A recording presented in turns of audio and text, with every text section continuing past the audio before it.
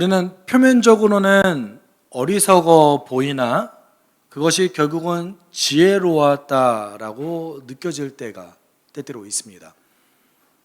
대표적인 것들이 지금 현재의 즐거움에 집착하느냐, 아니면 내 삶의 유익을 위해서 나의 즐거움은 잠시 참고 경건 또는 내 삶에 어떤 준비해야 될 것들을 하느냐, 이런 것과 관련되어 있을 때도 있죠. 오늘의 즐거움과 이익을 추구하다 보면 가장 중요한 것을 놓칠 때가 더러는 있습니다. 네. 내 이익을 위해서 또는 돈을 위해서 살아간다 할지라도 정말 중요한 사람들을 놓치게 되면 결국은 나중에는 돈까지 잃어버릴 때도 있죠. 가장 계산적인 선택이 가장 어리석은 선택일 때도 많이 있고요. 그리고 나의 즐거움만 쫓아가는 삶이 내 삶을 좀먹는 독이 될 수 있다는 것도 우리는 발견하게 됩니다. 네. 여러분 요새 그런 얘기하죠. 도파민 중독을 살아가는 세대라고. 제가 요즘 좀 관찰하는 게 취미 중에 하나인데 주의 깊게 관찰하다 보면은 길 가면서 그 휴대폰을 절대 떼놓지 않는 사람들이 굉장히 많이 있어요. 한시도 뭔가를 보거나 도파민이 나오지 않으면 견디지 못하는 삶을 살아가는 것이죠. 집중력은 점점 떨어져 가고 잠시의 즐거움을 위해서 계속해서 삶을 추구해가는 것을 우리는 발견하게 됩니다. 이것이 단지 젊은 세대만 문제 아니라 이제 나이 드신 분들도 굉장히 유튜브에 중독되신 분이 많이 있고요. 그것이 없으면, 스마트폰이 없으면 한시도 온전히 살아가지 못하는 사람들도 현재는 많이 발견하게 됩니다. 가끔은 하루 동안 내가 스마트폰을 몇 시간 사용했느냐라고 체크해 보면 깜짝깜짝 놀랄 때가 있죠. 이렇게 많이 썼어? 그런 생각이 듭니다. 여러분, 우리가 오늘의 즐거움만 쫓아 살아가다 보면, 또는 오늘의 이득만 쫓아 살아가다 보면 우리는 사실 건강한 삶의 균형을 잃어버릴 때가 많이 있죠. 이것은 어떻게 보면 그만큼 우리의 삶이 얼마나 복잡한지를 보여주는 것 같기도 합니다. 지금은 아주 손해보는 것 같고 아주 어리석은 삶을 사는 것 같은데 결국은 그 사람이 승리할 때가 많이 있거든요. 오늘 본문 속에서 등장하는 사도들의 선택은 그래 보입니다. 오늘 사도들이 선택한 행동, 물론 성령의 뜻을 따라 인도함을 받아서 갔지만 사도들이 보였던 이 행동은 어떻게 보면 교회를 위험하게 만들고 공동체를 깰 수 있는 심각한 지경에까지 이르게 만드는 선택 중에 하나입니다. 어리석어 보이죠. 오늘날 목회자들에게 이런 선택을 할 거냐라고 물어본다면 대부분의 사람들은 이렇게 선택하지 않을 것입니다. 그런데 오늘 사도들은 그런 선택을 했다는 것이죠. 그것을 통해서 우리는 그 이유를 좀 나눠볼 거예요. 그렇게 선택하라가 중요한 것이 아니라 왜 그렇게 선택할 수밖에 없었는가에 집중할 것입니다. 그리고 그 과정에서 사도들과 정반대의 모습을 보이는 공동체의 모습이 오늘 본문 속에 등장합니다. 어디에요? 라고 말씀하실 수 있는데 그런 모습이 등장합니다. 그랬을 때 왜 사도들과 교회 구성원은 정반대의 모습을 보입니까? 라는 질문을 던질 수도 있을 것 같습니다. 그것을 통해서 우리 삶 속에서 우리가 어떤 선택을 할 때 우리의 삶을 이끌어가는 삶의 원동력이 무엇일까에 한번 집중해 봤으면 좋겠습니다. 오늘 본문 속에서 도대체 어디까지 그렇게 갈 수 있겠습니까? 라고 질문하실 수 있겠지만 한번 살펴봤으면 좋겠습니다. 우리 지난주에 아나니아와 삽비라가 하나님께 즉각적인 심판을 받았다는 것을 함께 나눴습니다. 그리고 그것은 공동체를 깨트리는 기만의 행위였기 때문에 하나님께서 즉각적인 심판을 내렸다라고 우리 함께 나눴습니다. 교회와 이 사건에 대해서 전해드렸던 많은 사람들이 큰 두려움에 휩싸였습니다. 당연하죠. 하나님께서 누군가를 즉각적으로 심판하면 여러분 놀라지 않겠습니까? 아무리 경건한 사람도 그 모습을 통해서 굉장한 두려움을 느낄 겁니다. 교회라고 다르지 않을 겁니다. 아마도 사도들도 두려웠을 겁니다. 제가 그 모습을 직접 눈으로 목격한다면 아주 두려웠을 것 같습니다.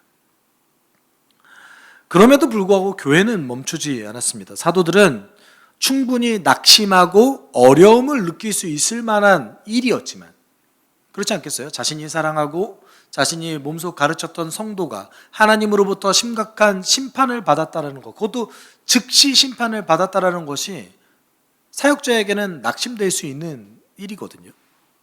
그럼에도 불구하고 자신에게 주어진 부르심에 끝까지 헌신하는 모습을 사도들은 보여줍니다. 12절에 이렇게 얘기하고 있죠. 사도들의 손을 거쳐서 많은 표징과 놀라운 일이 백성 가운데서 일어났다. 그들은 모두 한 마음이 되어서 솔로몬 행각에 모이곤 하였다. 여러분, 사도들의 손을 거쳐서 많은 표징과 놀라운 일들이 백성들 가운데 일어났다고 합니다. 이게 사도를 강조하는 걸까요? 표징이 일어났다라는 걸 강조하는 걸까요? 이게 한글 성경으로 보면은 좀 잘 안 보이죠. 근데 이제 사도들의 손이 수동태로 쓰여졌습니다. 이 말이 뭐냐면 사도들의 손은 도구라는 거예요. 실제로는 12절이 강조하고 있는 것은 사도들을 통해서 일하시는 성령님을 강조하고 있는 것입니다. 오늘 본문 속에서는 성령님의 일하심을 강조하고 있습니다. 대체적으로 성경은 사람을 강조하고 있지 않습니다. 재밌죠? 한 사람을 통해서 일하세요. 그리고 그 한 사람이 교회 안에 모범을 보이시길 원하시는 게 하나님입니다. 그런데 더 중요한 것은 그 사람을 통해서 드러내고자 하는 것은 그 사람 자체가 아니라 누구예요? 그 사람을 통해 일하시는 하나님을 드러내시는 거예요.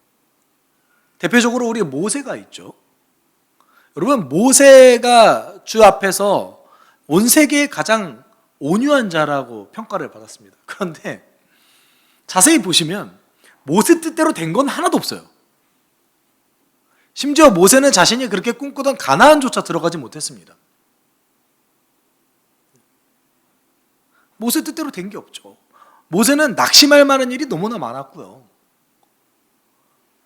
그리고 이렇게 하나님께서 모세를 인도하시는 방향만 놓고 봤을 때도 왜 이렇게 인도하시지?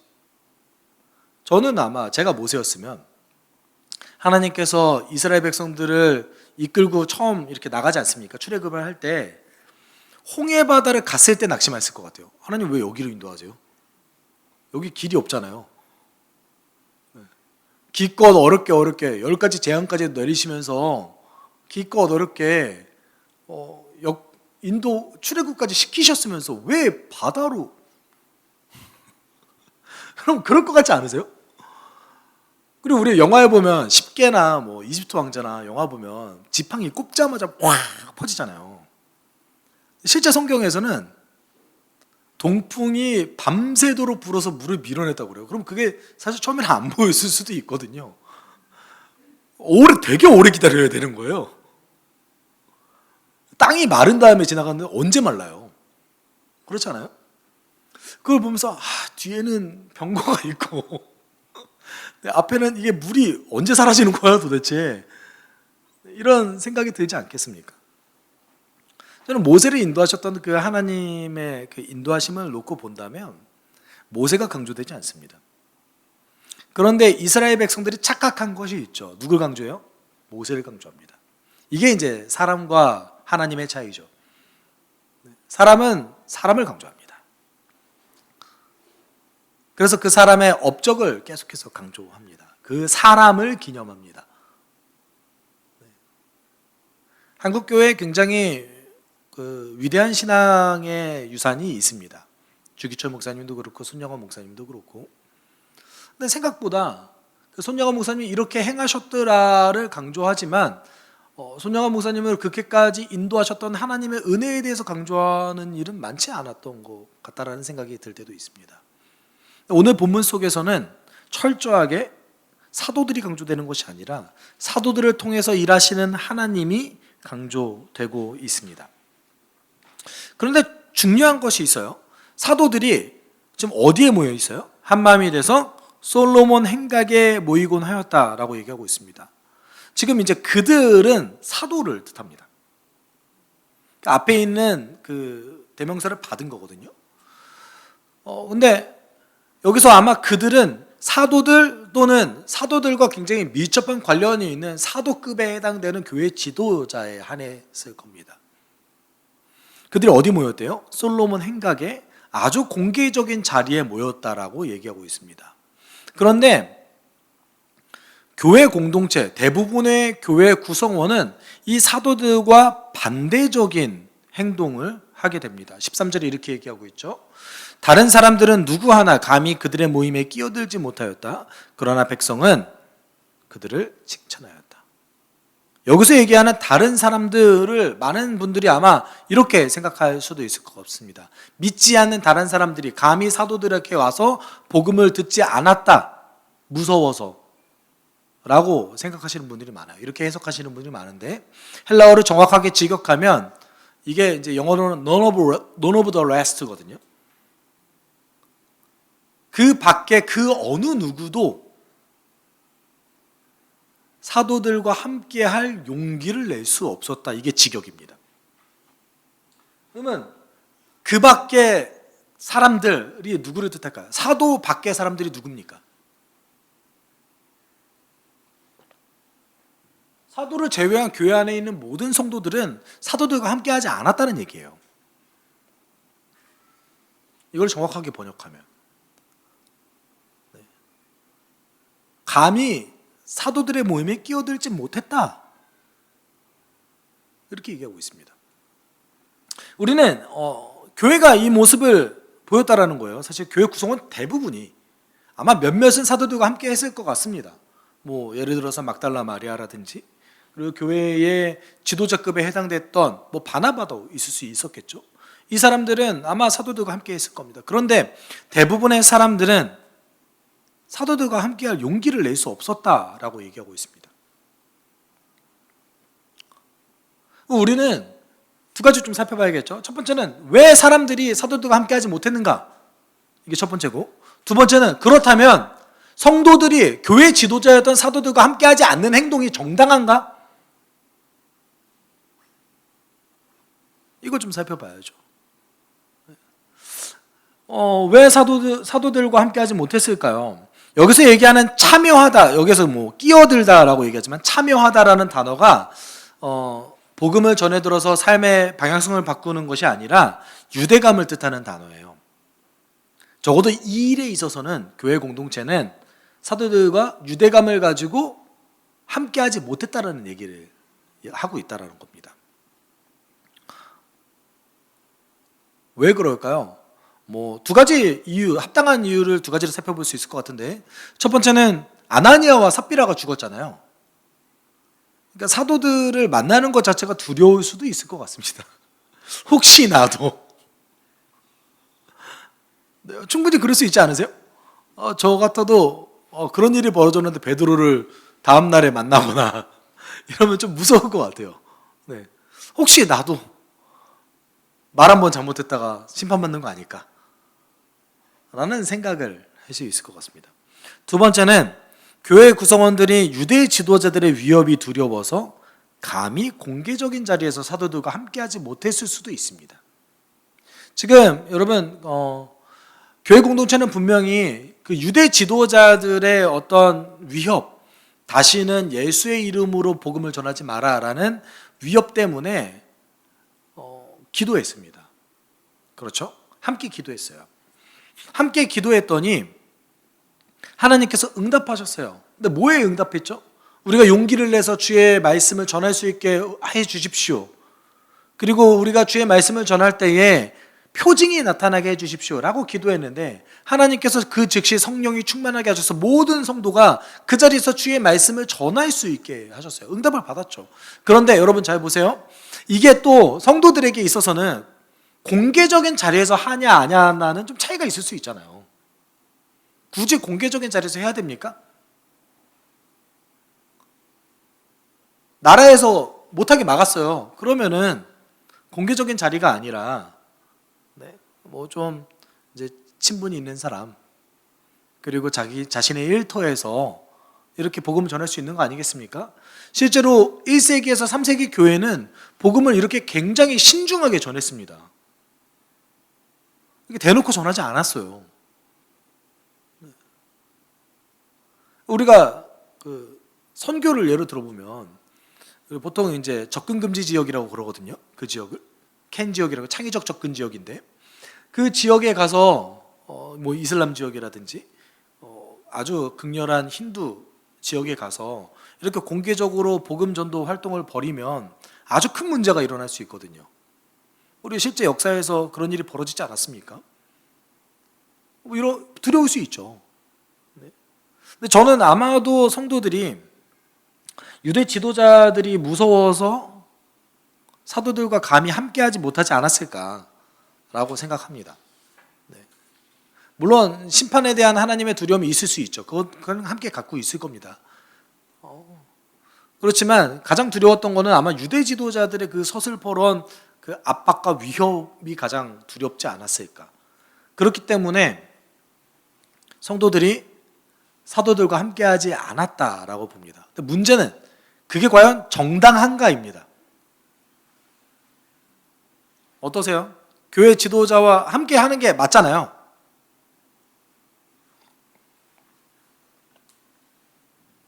따로 할 수도 있죠, 뭐. 여러분, 우리가 예루살렘 교회 하면 적어도 이 땅의 교회의 롤모델 되는 교회 아닙니까? 그렇잖아요. 근데 여러분, 이거 예루살렘 교회에 대한 이미지가 조금 깨지지 않습니까? 아니, 이 땅의 교회에 나타나는 롤모델인데 성도들이 무서워서 사도들과 함께하지 않았어요.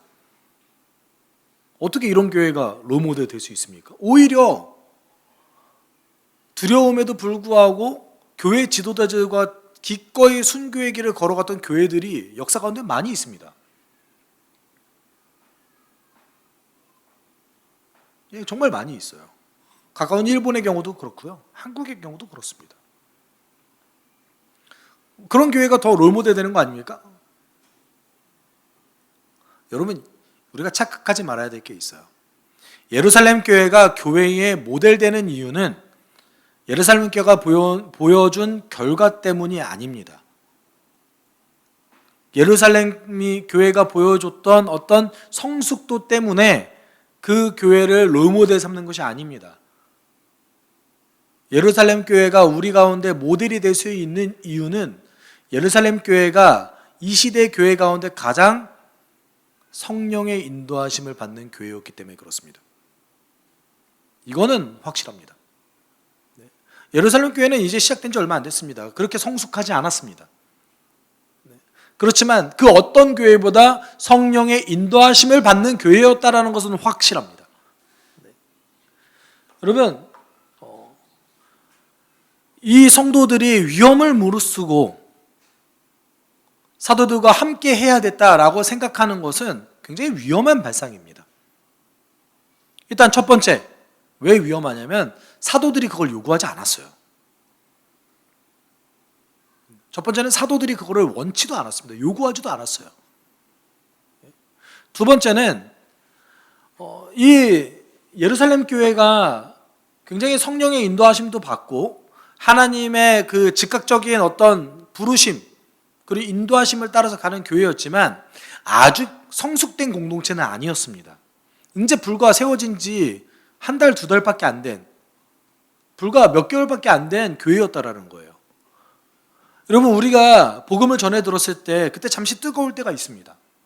그때는 주를 위해서 뭔가 다 할 수 있을 것 같아요. 1년이 지나도 그런가요? 10년이 지나도 그런가요? 아니요. 시간이 지나다 보면 우리가 예수를 따르는데 더 높은 장애물이 발견하게 되고 그 장애물을 뛰어넘는데 더 깊은 아주 큰 노력이 필요합니다. 여러분, 청년 때 성장하는 게 제일 쉽습니다. 청년 때 성장하는 게 제일 쉬워요. 제 개인적으로도 그렇습니다. 청년 때 뭐 애를 키웁니까? 뭐를 합니까? 돈도 그냥 자기가 쓸 만큼 벌면 되잖아요. 뭐 경제적인 것도 상대적으로 자유롭습니다. 저 개인적으로는 제가 신대원 들어갈 때는 주를 위해 죽을 수 있을 것 같다는 생각은 안 했지만 그래도 내 혼신의 힘을 바쳐서 헌신할 수는 있겠다라는 생각까지는 했습니다.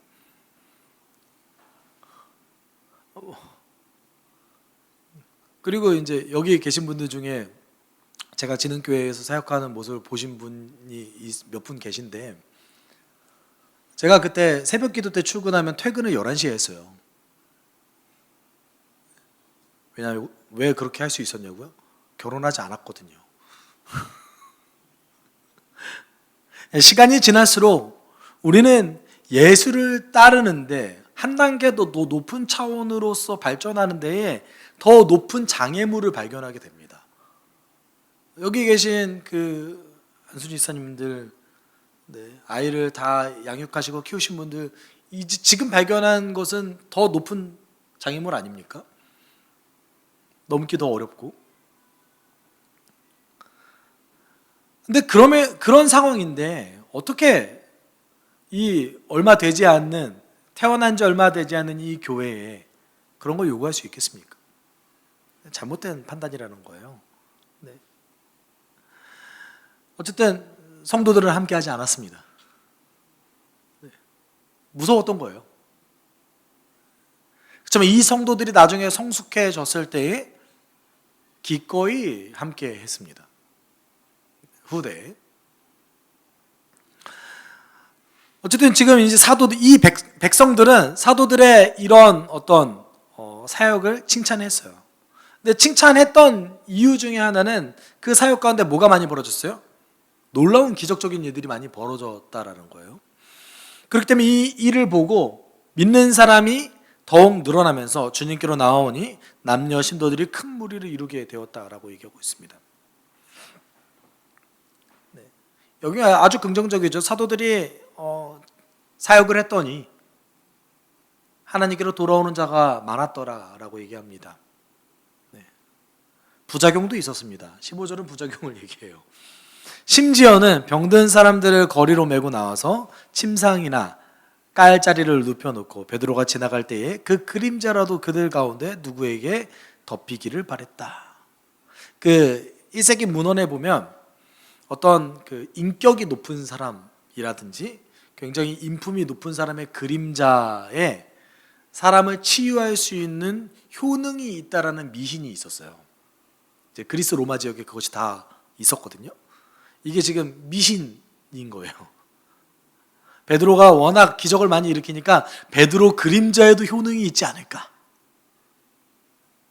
어떤 성도님들은 이것을 보고 베드로 그림자를 밟았더니 어떤 사람이 나았을 것이다 라고 생각하는데 저는 그렇게 생각하지 않습니다.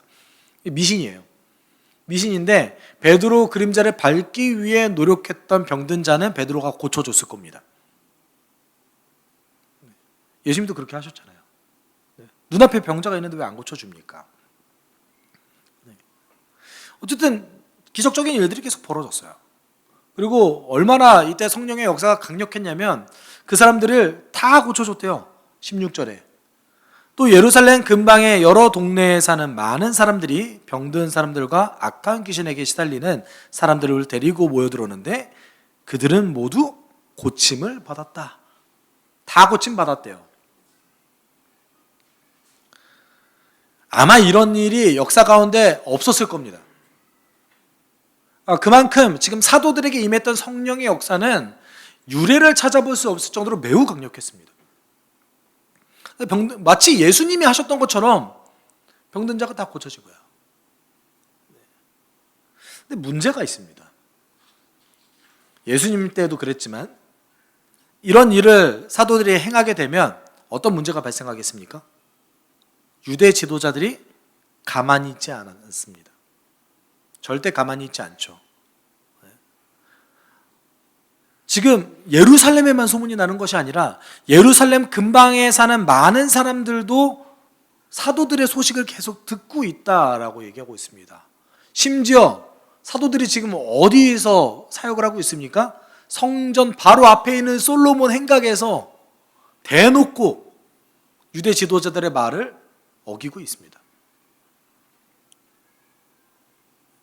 유대 지도자들이 가만히 있을까요? 절대 가만히 있지 않죠. 근데 우리는 여기서 한번 질문을 해봐야 돼요. 예수님도 이와 동일한 방법으로 사역을 하시다가 유대 지도자들에 의해서 목숨을 잃지 않았습니까? 근데 사도들도 지금 이제 시작된 공동체가 이제 시작됐는데 이렇게 위험을 감수해서 사역을 해야만 했습니까?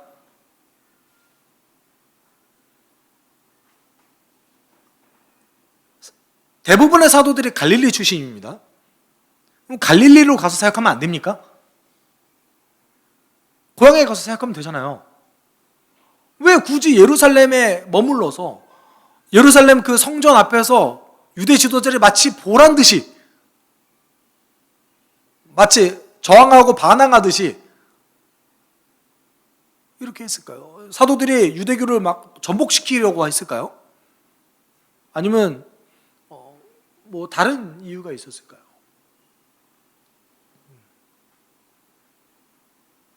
일단 첫 번째는 사도들에게 임했던 성령의 역사가 너무 강력했습니다. 그러니까 사도들은 아마 이거를 안 하고는 버틸 수 없었을 것이라고 저는 생각이 듭니다. 왜냐면 기도하면 다 낫고 그런데 어떻게 안 할 수가 있겠어요. 본인들의 어떤 본인들이 도구가 되어서 하나님이 일하신다라는 것을 날마다 경험하는데 그런 하나님의 인도하심을 거절할 수 없었을 것이라고 생각합니다. 그 두 번째는 본인이 설사 유대 지도자들에게 잡힌다 할지라도 그것이 복음 전파되는 데 더 유익이 될 것이다 라는 판단이 있었습니다. 왜냐하면 예수께서 그렇게 말씀하셨기 때문입니다. 예수께서 누가복음 21장 12절 13절을 통해서 이렇게 말씀하셨습니다. 사람들이 너희에게 손을 대어 박해하고 너희를 회당과 감옥에 넘겨줄 것이다. 너희는 내 이름 때문에 왕들과 총독들 앞에 끌려갈 것이다. 그러나 이것이 너희에게는 증언할 기회가 될 것이다. 지금 성령이 너무 강력하게 역사하기 때문에 사도들이 그냥 나가서 복음만 전해도 하나님이 일하십니다. 성령이 일하세요. 그리고 그때마다 하나님께로 돌아오는 자, 예수를 주님과 그리스도로 받아들이는 자들이 점점 더 넘쳐나고 있습니다. 근데 사도들은 어디까지 생각하냐면 이것 때문에 내가 유대 지도자들에게 핍박을 받는다 할지라도 그것이 오히려 기회가 될 것이다 라는 생각을 했던 것입니다.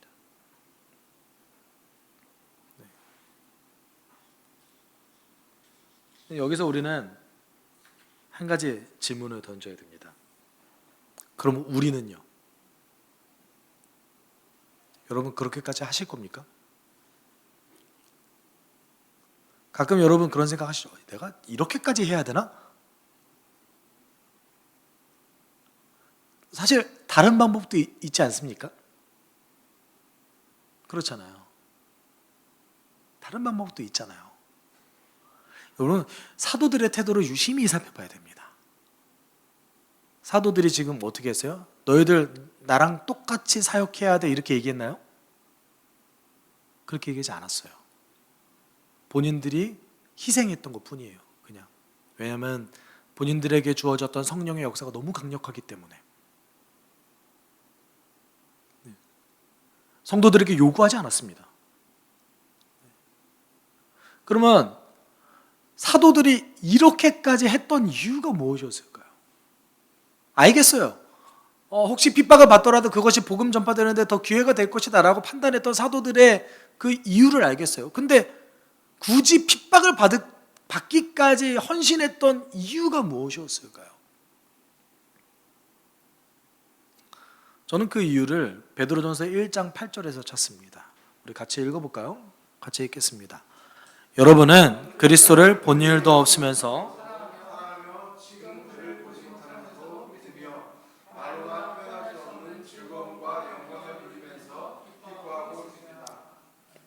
아멘. 사도들이 왜 그렇게까지 자기를 헌신할 수 있었을까요? 왜냐고요? 예수를 사랑하니까요. 다른 이유는 찾을 수 없습니다. 여러분 성령이 그렇게 강력하게 역사했다라는 것은요, 그만큼 반대의교로는 어떤 기적이 일어났다 이것이 아니라 그만큼 예수를 더 사랑하게 됐다. 왜냐하면 우리 성령께서는 예수를 사랑하게 하는 영이시기 때문에 그렇습니다.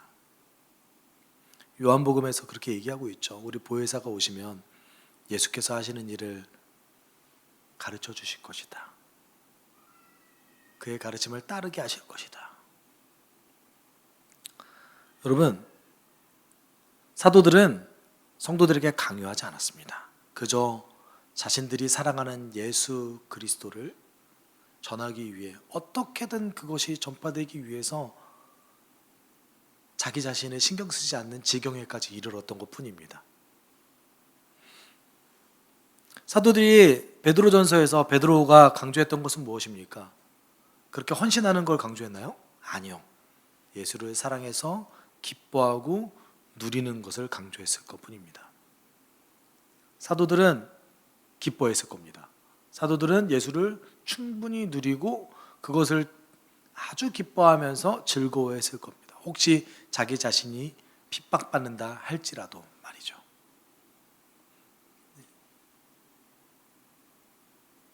단지 수준이 달랐던 것 뿐이에요. 물론 우리는 그렇게 되도록 지향해야 되는 건 맞습니다. 언젠간 내가 사도들처럼 그렇게 헌신할 수 있기를 꿈꿔야 되는 건 맞지만 지금 우리가 그거를 반드시 해야 된다라는 것은 아닙니다. 왜냐하면 사도들도 교회에 그것을 요구하지 않았기 때문에 그렇습니다. 근데 사도들이 가장 크게 요구하는 것은 무엇이었습니까? 예수를 사랑하고 서로를 사랑하십시오. 요거는 강력하게 요구했습니다. 예수 그리스도의 은혜를 누리십시오. 이것을 아주 강력하게 요구했죠. 여러분, 지난주에 우리는 깨어진 세상을 회복하는 하나님의 동역자가 될 것인지 아니면 한국교회의 문제의 원인으로 그대로 남아있을 건지에 대해서 고민하는 시간을 가졌습니다. 저는 여러분이 모두가 만물을 충만하게 하시는 하나님의 회복에 동참하셨으면 좋겠습니다. 근데 그 시작점이 어디겠습니까? 예수를 누리는 거죠. 예수를 사랑하는 거죠.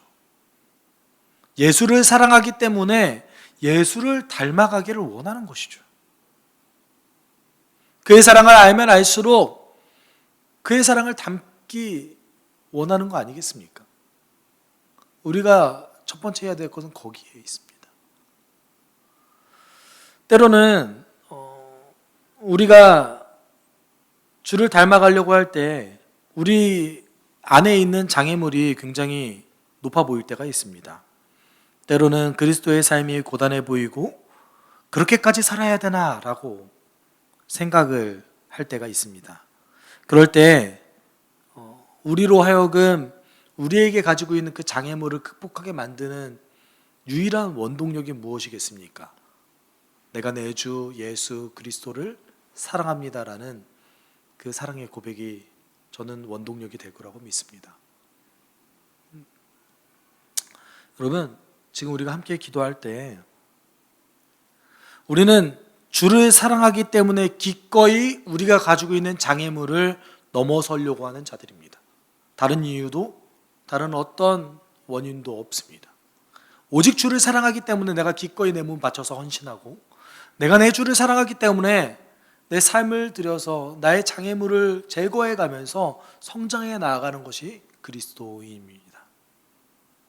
우리가 지금 사도들처럼 내 생명을 바쳐가면서 살아가긴 어렵지만 그렇지만 적어도 사도들처럼 주를 사랑하게 주님 도와주십시오. 그 사랑으로 내가 살아가게 주님 도와주십시오. 우리가 함께 이렇게 기도하도록 하겠습니다. 사랑 많으신 하나님 아버지 감사합니다.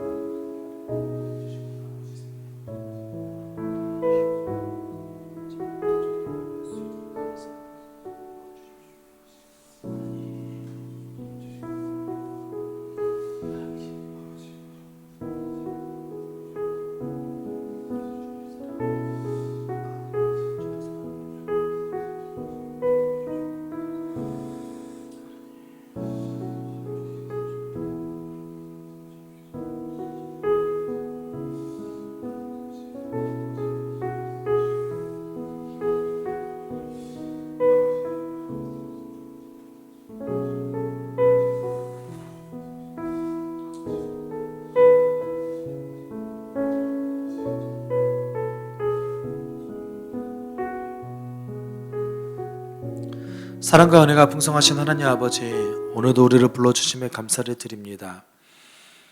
예수 그리스도를 사랑하기 때문에 우리가 그를 닮아가게 하여 주시옵소서. 우리가 주를 사랑하기 때문에 주를 위해 살아가게 주님 도와주시옵소서. 사도들이 자신의 위험도 무릅쓰고 이렇게 살아갔던 이유는 누구보다 예수를 사랑했기 때문에 이런 선택을 했을 거라고 믿습니다. 하나님, 결국은 내 삶의 모든 것까지 드리기까지 주를 사랑하게 우리를 인도하여 주옵소서. 모든 것 감사드리며 예수 그리스도의 이름으로 기도드립니다. 아멘. 주 예수 그리스도의 은혜와 하나님의 사랑과 성령의 교통하심이 주를 사랑해서 주님께 헌신하기를 소망하는 숲속교회 성도들에게 그들의 삶에 함께 있을지어다. 아멘.